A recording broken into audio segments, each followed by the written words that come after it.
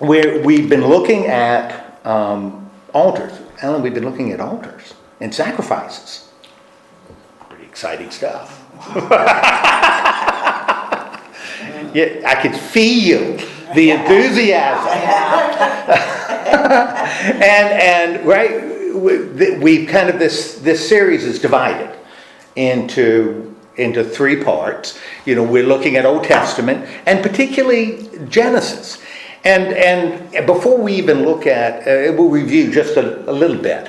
What is the purpose of an altar? What is an altar used? How is it used? Give thanks. Okay, it often reflects thanks. You're entirely right, and we're going to see that today in a sense. Donna, what did you say? Sacrifice. Okay, practically it's to perform sacrifice. You perform sacrifices on an altar. That's why in Roman Catholic churches you have altars, because they perform, the Mass is a sacrifice. And so sacrifice is done. You need an altar to perform a sacrifice. And in fact, when we looked at, in all of these stories, that's lurking in the background, even if it's not explicitly mentioned. That's what altars are for. You don't build an altar unless you're going to perform a sacrifice. You may do something else, like Jacob builds a pillar of rock, just like a little tower, to mark this special place. But an altar is more than just a marker. When Joshua leads the people of Israel across the Jordan River to conquer the promised land, you know, he builds a stone, you know, a pile of stones, 12 stones on the riverbed and on the shore, to show God's promise and mercy. But he didn't build an altar because he didn't perform a sacrifice on those stones. So altar and sacrifice kind of go together. And so we're going to be looking at 4 altars and sacrifices in Genesis, and then we're going to look at Jesus and his connection with sacrifices and altars, and then we'll look in the epistles. And since we will not be meeting next week, because y'all will be at the picnic, and I will be in Virginia dealing with ...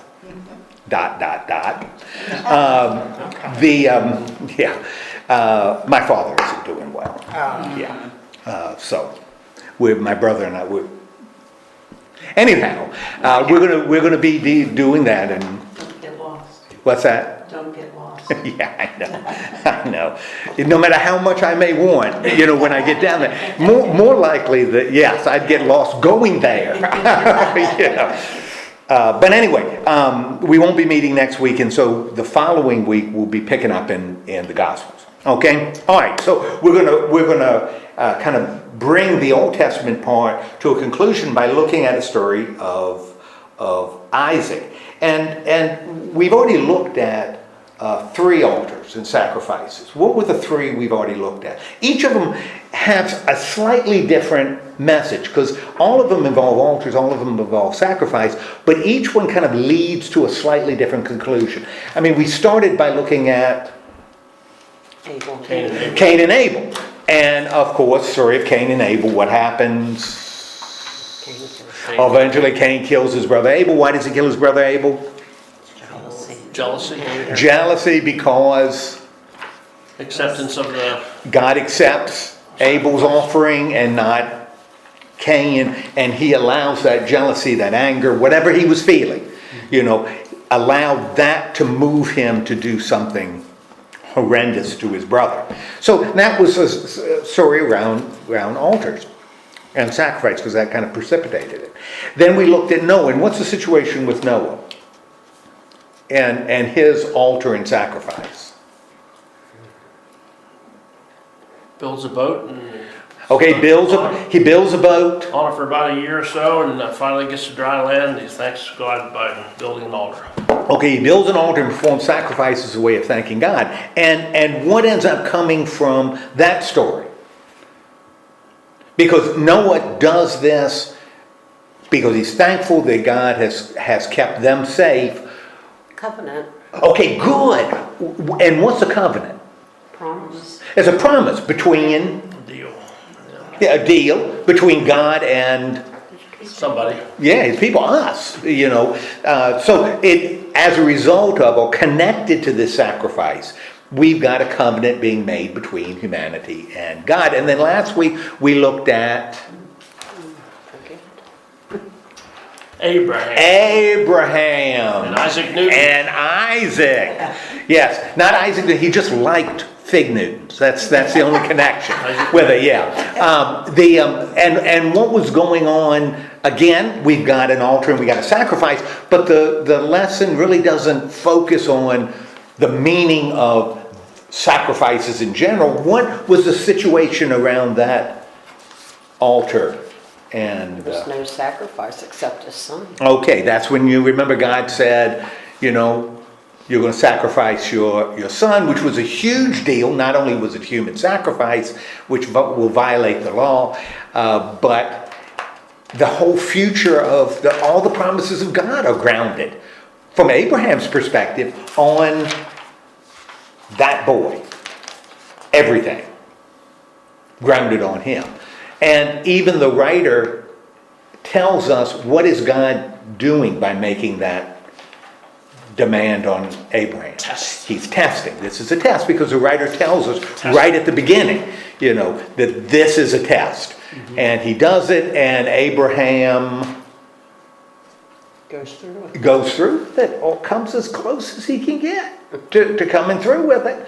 And again, the writer's very dramatic,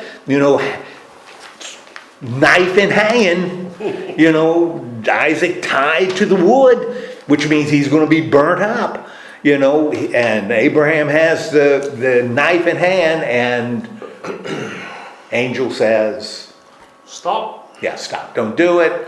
The sacrifice is here. So this becomes a test of whether Abraham is willing to trust that God still can perform his promises, even though the focus of his promises is gone, that God is still there and will somehow work it out. So we get this story dealing with faith. The one we're looking at today is a little different, and really the altar is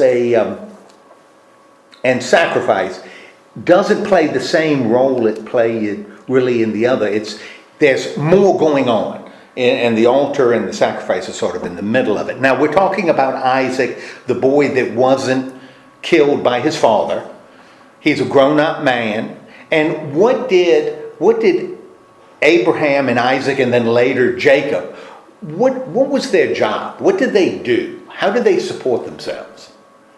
Sheep herders. Okay, they were sheep herders. They were herders. And that's a big deal in the Old Testament. The God of Abraham, Isaac, and Jacob is the God who leads, which is a big deal for a sheep herder. Not a big deal for a farmer. A farmer doesn't want a God that leads. A farmer wants a God that tells you to stay and I'll help you. But a farmer doesn't want a God saying, okay, you farmed this for a while, let's go over there. And you can start over. That's not what, but they're sheep herders. So the God of Israel is the God that leads, people. Okay, so now if you're a sheep herder, so God, he's a sheep herder, which means he's moving. They're moving all the time. Now, if you're a sheep herder, what is it that you need? What do you need to survive, to be a successful sheep herder? Water. You got to have grass, and you got to have water. And that's the 23rd Psalm, green pastures, still waters.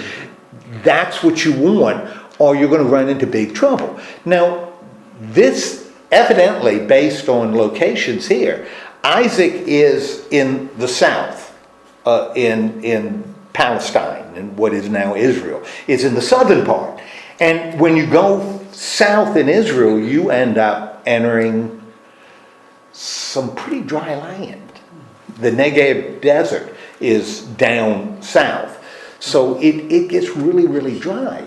So you've got a real problem if you're a herder with both grass, but particularly water. You don't have water. Now Abraham dug some wells because that's what you needed. I mean, the whole story of how Isaac meets Rebekah, was at a well.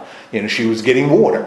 And, that's how the servant of Abraham meets her and brings her back. So water played a big role in the Genesis story. Isaac is down and he runs afoul of Abimelech, sort of the Philistine king. And countries were a little different then. There's a lot of people moving around. So you don't have like national borders like we do now. But you had a king or a boss or a tribal leader, Abimelech, and he's got his herds and he's got his sheep. And, he needs water. And so what he ends up doing is he wants, and grass is in short supply, and so is water. He would like Isaac and his bunch to go, would like them to go. And one of the things Abimelech does to kind of encourage Isaac to move to some other place is he fills up his wells. He fills up the wells that Abraham dug to water his sheep. Well, if the wells are not usable, then Isaac is in big trouble. He's in big trouble. He's in big trouble. And that becomes, not only do you have this king or a tribal chief, powerful man on your case, you got no way to give water to your herds, and without water, those herds are going to die. So Isaac he's got some real problems. Now, in this situation, as Isaac is dealing with this, how would you expect Isaac to feel? This is his situation. He's dealing with this king and who has intentionally filled up his wells. You'd be feeling too good. Wouldn't be feeling too good. What would be some emotions? And I think it's anger. Yeah, Upset. Not necessarily unrelated to maybe what Ian is feeling sitting in Bahrain. Right. So there's maybe some anger.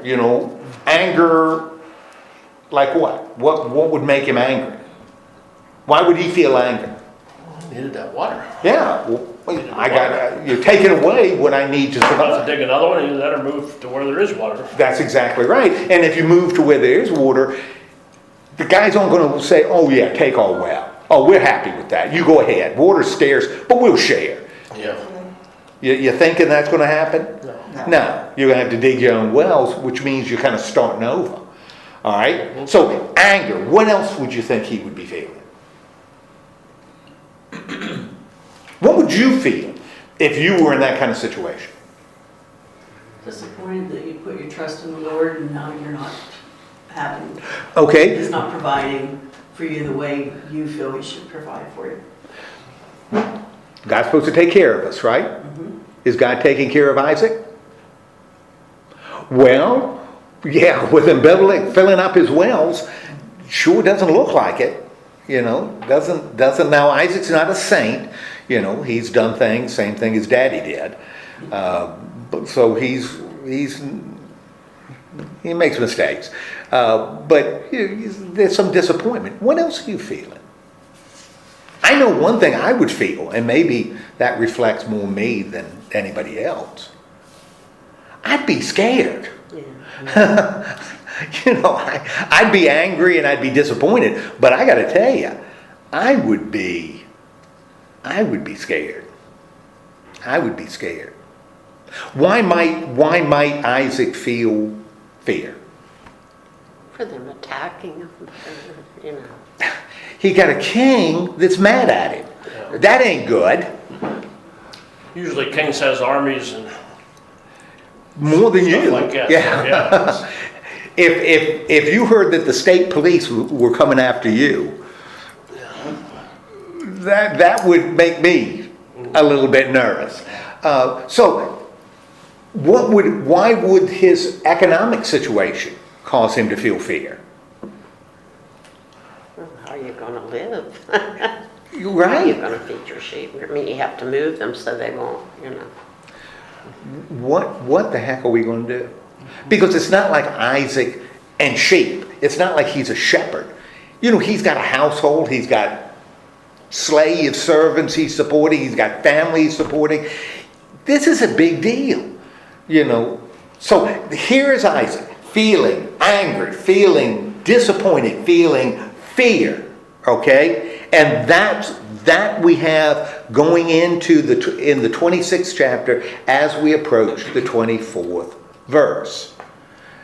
Now, it's really important that the 24th, what comes before the 24th verse, isn't Isaac going to the Lord and asking the Lord. This is God asserting himself into the story. And this is what happens, verse 24 of 26, and it's in your book. That night the Lord appeared to him and said. So in this, who's taking the initiative? The Lord. Okay, the Lord is taking the initiative. Why is that so important that it's the Lord that's taking the initiative here?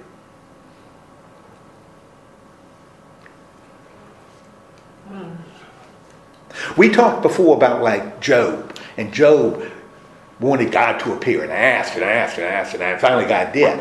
That's not the case here, right? God takes the initiative and appears to Isaac. Why is that so important that it's God taking the initiative? God's coming to him to tell him what is going to happen or what he's supposed to do. Yeah, God is coming to him. And why would that be important? Especially considering where Isaac is. That he's angry, that he's disappointed, that he's afraid. Why is it so important that it's God that comes to him? Probably tell him to don't worry about it. I'm with you. Okay. Like you do your kids when they were growing up and they're struggling, Right. Yeah. showing that he supports them. You don't wait until they come to you and say, I need help. Sometimes when you see that they're really struggling, You have to go to them. you got to go to them. Especially when they're really struggling. You have to go to them. Yeah. Okay, so that's what God is doing. And this is what he says. I am the God of your father Abraham. Do not be afraid, for I am with you. I will bless you and increase the number of your descendants for the sake of my servant Abraham. Now, what is God? So God is coming to Isaac. What is God saying to Isaac? What is the message God is bringing to Isaac? I'm the same God your father had. Okay, I'm the same God your father had. And when he says that, I'm the same God your father. I'm the God of your dad Abraham.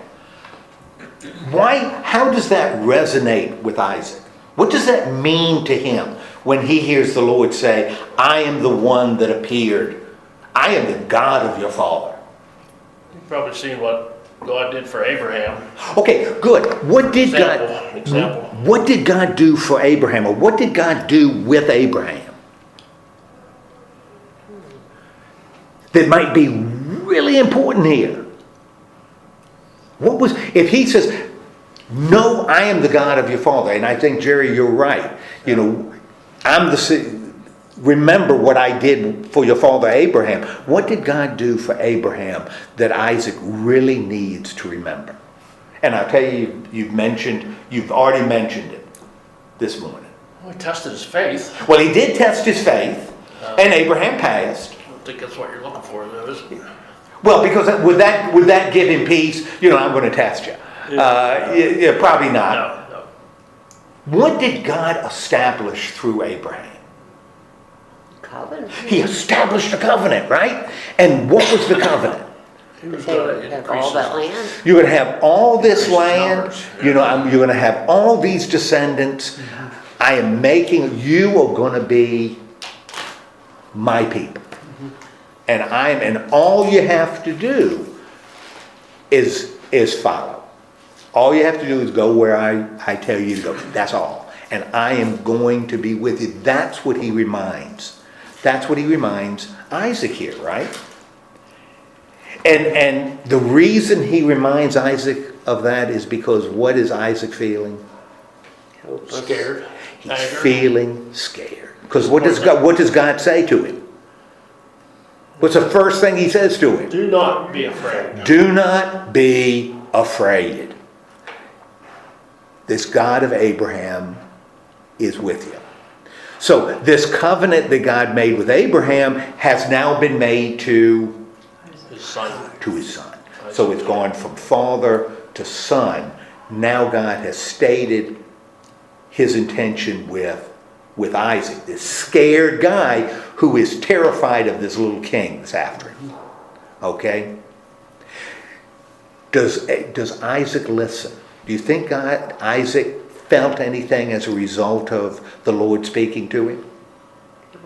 Yeah, I probably did, because it says in verse 25, Isaac built an altar there and called on the name of the Lord. There he pitched his tent, and there his servants dug a well. What is Isaac doing here? This guy who was angry, this guy who was disappointed, this guy who was scared, this guy who was overwhelmed by a situation that really was bad on a lot of levels. God said, I am with you just like I was with your father. The deal with him is my deal with you. It hasn't changed. What does Isaac do in response? I think he listens. Okay, he listens. Okay? And how do you know he listens? Pitched his tent, dug a well. Stand put.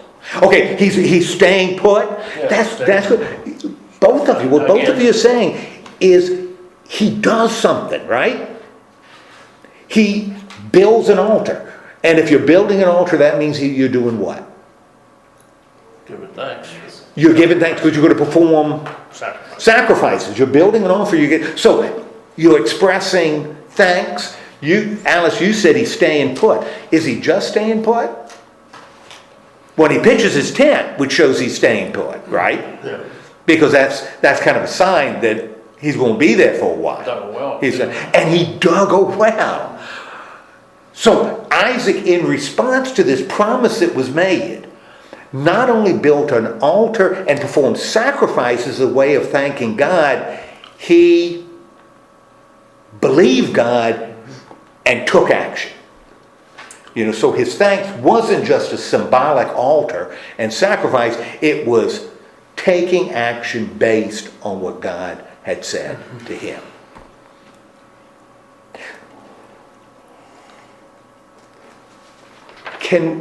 Are there times when people might feel thankful, but their thanks doesn't translate into action? In other words, you say, a person may say, I'm thankful. You hear it, but you don't. See it. You don't see it. Yeah. Can you think of a situation where that might be the case?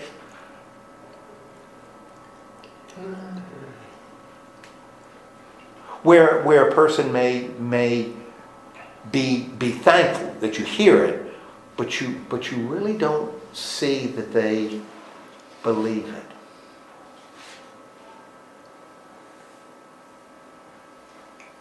Can't think of anything right now. You see it on TV a lot. A lot of people say, "Oh, thank God for that," or "I'm really thankful for this or that."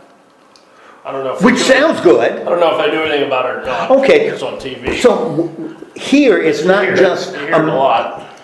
And I've said it. We've all said it. Sure. I agree. I have. Really thankful that you say I'm thankful, but then you continue to do Same old thing. the same old thing you did before. Yeah. That it's just something that you say, but you don't act on. And sometimes, Sometimes you'll take heed, so to Okay. speak. You'll take heed, and maybe next time you don't. You show your thanks by not doing that again. Sometimes you think Okay. twice about doing it again. So sometimes you think about not, but it's you're not taking anything immediate. It's not like you're taking some kind of an immediate. You're not building an altar. Action. You're not building an altar, and You're not building an Killing a calf altar. or You're not something. killing a calf. no. You're not. We don't have to do that anymore, anyways. But Yes. you're not even building an altar. How would you give thanks? What would be a way to give thanks? Well, how could you? Give me a situation, and let's think about it. Well, I got one. I spread manure one day, years ago, and I'm going out across, and I only had a few loads to go, and I lost a sprocket on the back. A bolt fell out. I found the sprocket. Uh-huh. And I said, God, please let me find this this keeper. Right. By golly, half a minute, 30 seconds or so, I went back, followed the path I just came on. Okay. And I found it, and I said, oh, thank you. Because I really wanted to get this done Sure, this absolutely. day. This kind of sounds stupid, but No. but I remember that. This was Yeah. years ago that Okay. happened. I did, I said that. I said, show me where this is, I need to get this done. And you got it. So what did I do after that? You were thankful when you found it. I said thank you, God, for showing me this. Right. I said that. Right. Nobody heard me but him. Right. God would have heard. But that's the end of it. I didn't know the order or nothing. And so, given that situation, which is not horribly different than this, what could you have done that might have taken it the next step? How could you have shown it? I mean, you said it. How might you show it? You could go down and spread our manure. Yeah. That's right. Done it for somebody else. Alice has got a big need for manure. Could have donated $50 to the church Could in have. the name of. In a sense, that's something like Thankfulness. building an altar. Yeah, don't donate 50 pounds of manure to the church. Yeah, bring it in and just leave it in the parking lot. You probably don't want to do It's that. hard to make the grass grow. Okay, so a person could make a donation. Yeah, you could do that. I don't know. I mean, that would be, but wouldn't that be a tangible Yeah, sign? sure. of And that doing would be today. Today is money. Back then was grain and food, or food. Well, sacrificing an animal, that kind of thing. So that could have been something that would be a tangible sign Yes. of thanks. Not unlike building an altar, pitching a tent, and digging a well. All the time, people, accidents out on the road, they say, oh, thank God thank God this didn't happen, whatever. Okay. But that's the end of it. Well, it can be the end of it, but it doesn't have to be, right? Well, what else do you do? Okay, what else can you do? I'm thankful I avoided that accident. And I'm thinking, Ed, when y'all were going to Lancaster, but you didn't avoid it. It was there. What can you do that shows to God and to others that you're thankful? People, Ellen. Huh? Don't pull out in front of people. No, I didn't pull out. I He know, pulled out. I'm kidding. I had a guy hit the side of my car the whole way back. And when you were telling me in Clarion. Is that the new Yeah. door? Is that the new door? No, that's the other side. No, it's the passenger side this Still time. get a new car piece by piece. Yeah. One piece at a time. What would be something really relatively easy if you've avoided an accident by the grace of God? And Lord have mercy, I have avoided accidents by the grace of God. Something relatively easy. Yeah, what can I down. do? Slow down. Yeah, maybe I want to slow down. Pay attention. Oh, well. If that was the cause of the accident. Well, That was Yeah. the cause. right. I might want to slow down. I might want to. You could do a safety thing and put it on your phone, internet, to say, hey, listen, this is what just happened to me. Be careful it doesn't happen to you. Okay, Sort of a safety.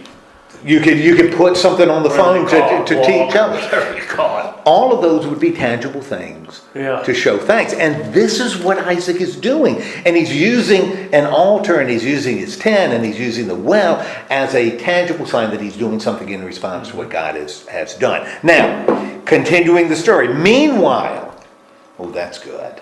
Meanwhile. That's kind of like Meanwhile, I'm thinking of a Western.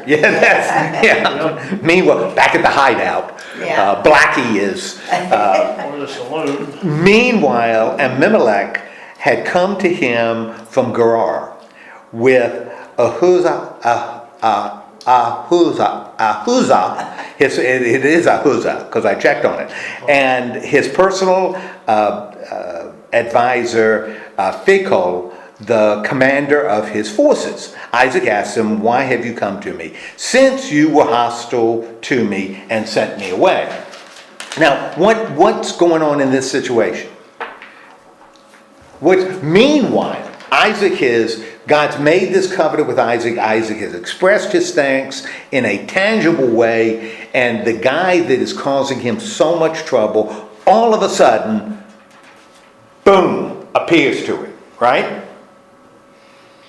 Did he not want him in this area? He does Cain not want doesn't want- Isaac in the area. Now, why would the king not want Isaac in Because the he area? was, had a lot of sheep and he was being blessed. Yeah, he's got a lot of sheep. Eating the grass. The king wants it for himself, I assume. Is that it? I would think so. So he wants him Yeah, out of there. he wants him, and Thinks he's a freeloader, just get away from me. gotta this is get mine. away. And understand, this is a time when, like I told you, we don't have national borders, we don't have nations. right. You look at maps, and they always draw, even back then, lines, because that's the way we think. This is a time when you got people moving all over the place. Everybody just claimed an area. Yeah, well, herders. It's kind of, when you see the West and they're having the fights between the ranchers and the farmers, because the ranchers want open range and the farmers don't. Yep. This is kind of what we're looking at. We got free range. People are moving all over the place. And the king, we think of kings, that's all they do. They are kings. Well, these are like tribal chiefs that also are herders. They're making money from flocks. And so, yeah, I think that he becomes a real problem. And certainly in the story, it seems as though God is blessing Isaac more than he is Abimelech. And the last thing you need is this guy soaking up the blessings that should go to me. So maybe it'd be better if he went someplace else. Okay, so he confronts him, and the story goes on. Meanwhile, they answered, because Isaac says, okay, you've been hostile to me, why are you here? And they answer, we saw clearly that the Lord was with you, so we said, there ought to be a sworn agreement between us and you. Let us make a treaty with you. What does Abimelech, this king, this boss, what now does he want? Backs down a little bit. He does back down. And why does he back down? Well, we've seen that he must be a godly king too. Or a little bit of a godly king, or he would have not said about, we saw clearly that the Lord was with you. He recognized that. Okay. That meant something to Abimelech. Okay. So, Why do you think he wants to make a treaty then with Isaac? well, maybe you think God might not bless him. Maybe. He doesn't favor Isaac a little bit. So God may punish him Yeah. if he doesn't bless Isaac. On the other hand, if he's nice to Isaac, then maybe Help him. maybe the Lord will help him. Maybe he can benefit a little bit from Isaac being there. Might put him on as a permanent sheep herder. May do that. Well, and when you look later in Genesis, when the children of Israel go to Egypt, that's what they end up doing.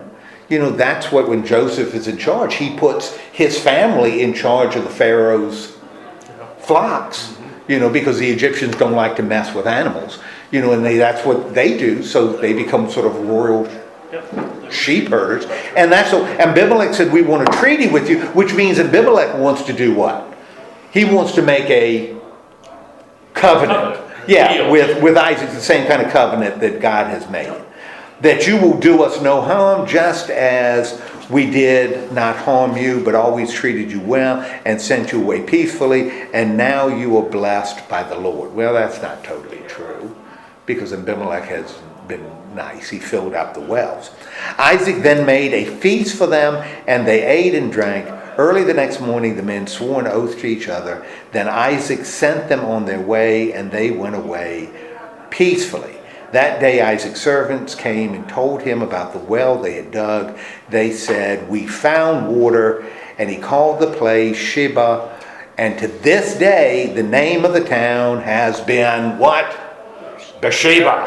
Yes. Okay. What we've got at the beginning, Isaac is afraid, he's angry, he's disappointed. Boom, we hear a covenant restated between him and God.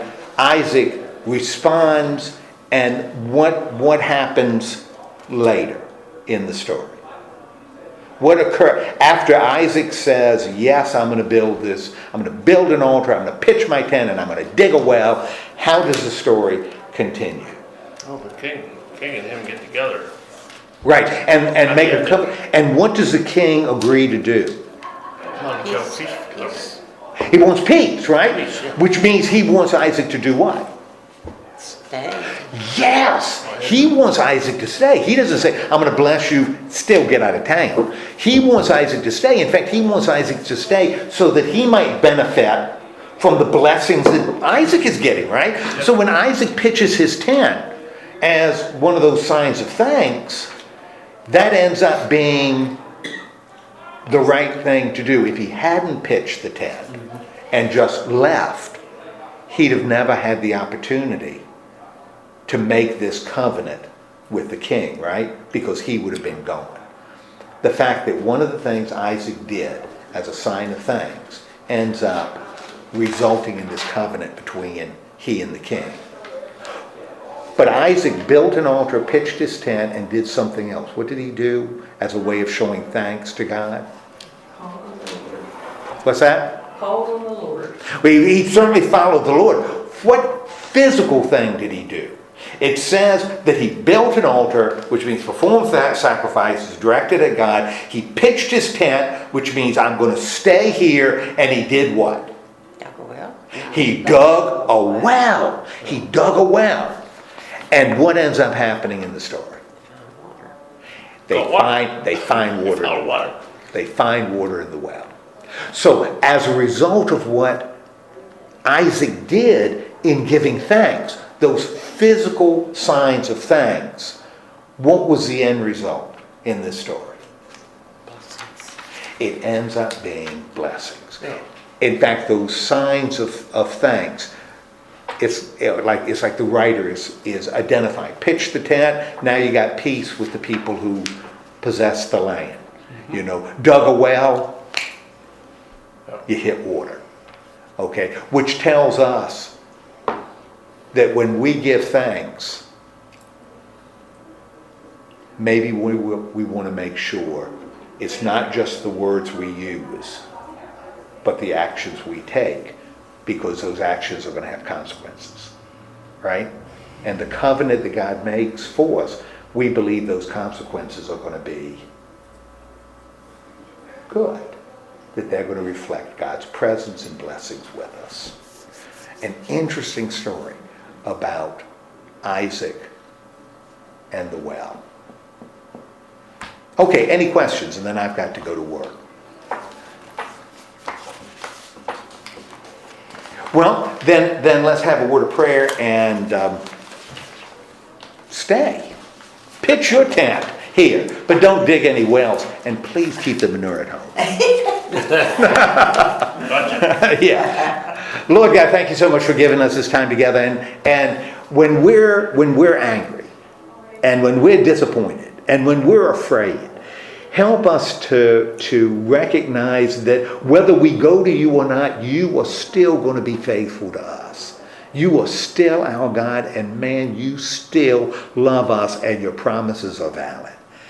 So then help us to, even in the midst of the anger and disappointment and fear, help us to be thankful. Help us to take physical action in showing thanks. And then trust that you're going to be involved in our lives. And those physical actions that we're taking as a sign of thanks, that they're going to result in blessings, if not to us, certainly to those around us. Help us to do that. Help us to claim that. In the name of Christ we pray. Amen. Amen.